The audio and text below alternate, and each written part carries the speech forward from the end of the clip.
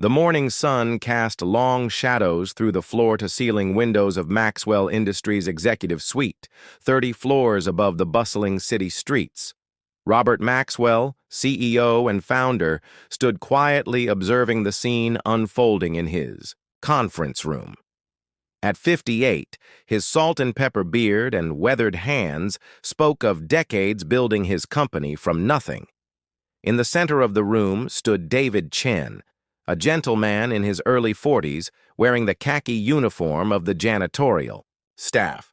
His dark hair showed early threads of gray, and his calloused hands clutched a cleaning cloth. Across from him, red-faced and gesturing wildly, stood Marcus Webb, the company's head of security. "This is unacceptable," Marcus shouted, his voice echoing off the glass walls. $20,000 in petty cash missing from the executive safe. And you were the only one with access last night, Chen. David's shoulders sagged slightly, but his voice remained steady. "Mr. Webb, I understand how this looks, but I would never... I have a daughter to think about. I need this job." Robert knew David's story well. A widower raising 12-year-old Emma alone, working the night shift so he could walk her to school each morning and help with homework each evening. He'd seen David's personnel file.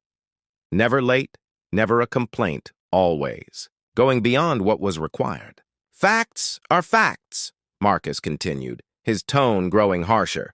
"The money is gone, and you are here. Security cameras show you entering this floor at 11:30 p.m. David nodded slowly. "Yes, sir. I always clean the executive offices then. It's quieter, and I can be thorough without disturbing anyone." Standing in the doorway, Robert watched David's face.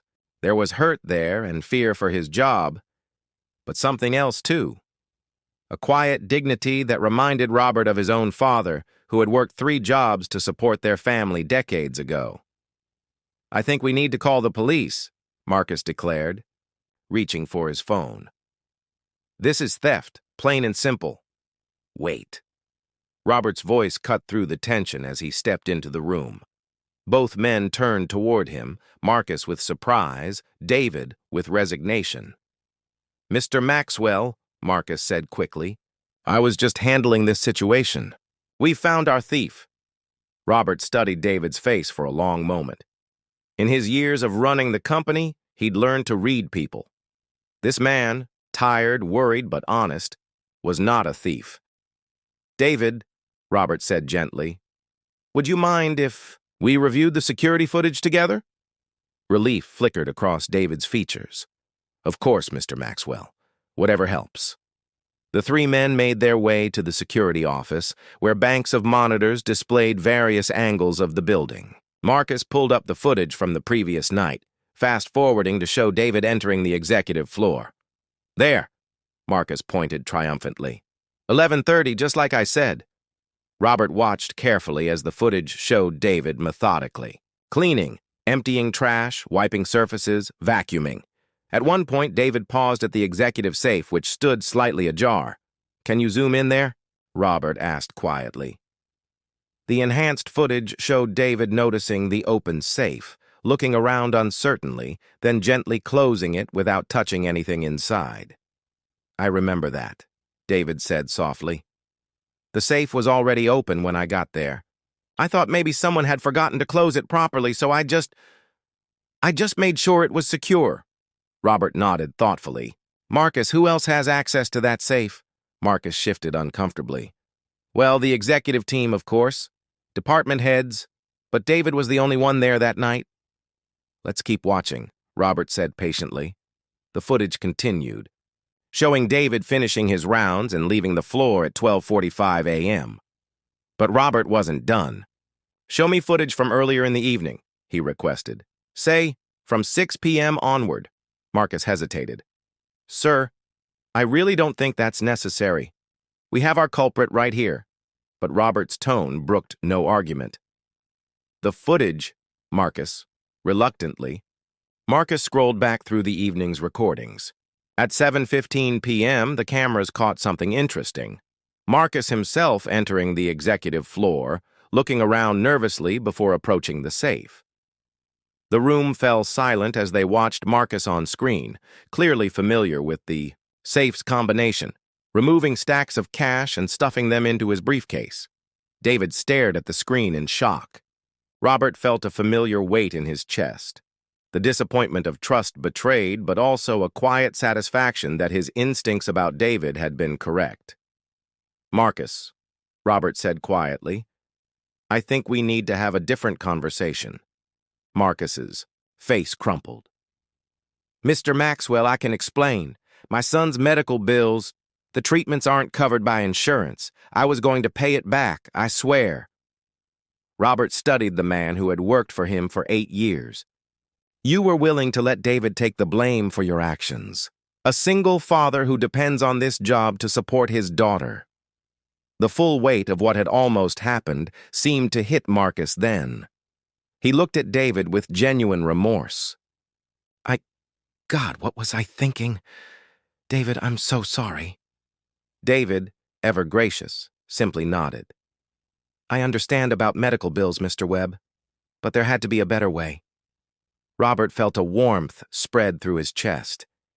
Here was a man who, even after being falsely accused, could extend understanding to his accuser. Later, after Marcus had been escorted out and the proper authorities notified, Robert found himself alone with David in the conference room where it all began. "David," Robert said, settling into a chair, "I owe you an apology. You shouldn't have had to endure that accusation." David shook his head. "You stood up for me, Mr. Maxwell. That means more than you know." Robert smiled. "You know, I've been thinking. We have an opening in our facilities management department.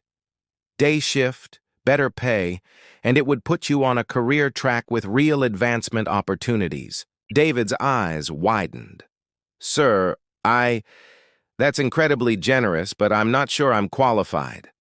"David," Robert said warmly, "in 30 years of business, I've learned that character matters more than credentials.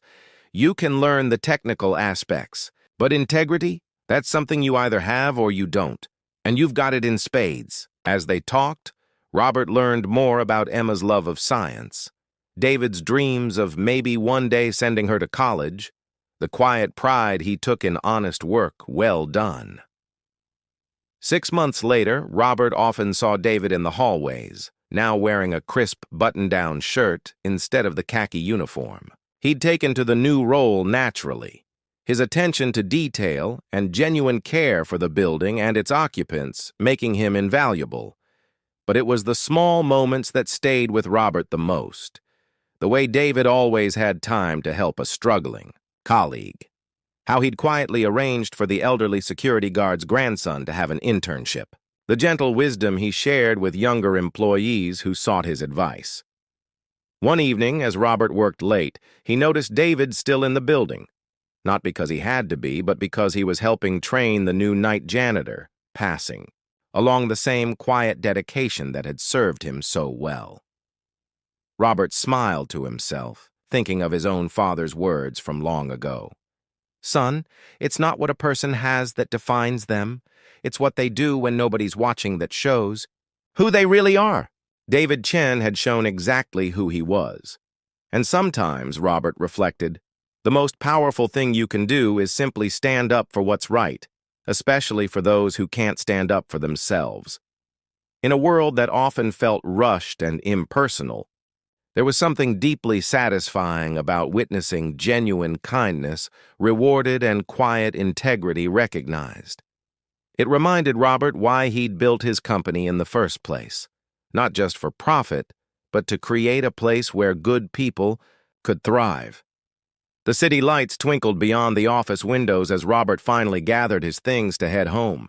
Tomorrow would bring new challenges, new decisions to make, but tonight, he felt grateful for the reminder that sometimes the most important moments happen not in boardrooms or on conference calls, but in the quiet spaces where character reveals itself. And sometimes all it takes is one person willing to look beyond the surface, to seek truth instead of easy answers, to transform not just one life, but the lives of everyone touched by an act of simple, profound kindness.